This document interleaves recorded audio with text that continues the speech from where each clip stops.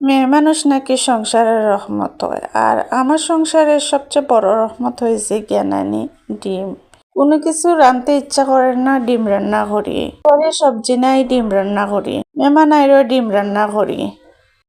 ঘরে কোনো কিছু ভালো লাগেন না, খাইতে ভালো লাগেন না, ডিম রান্না করি। মানে ডিম এমন একটা রহমত, সব কিছুতেই লাগে আমার।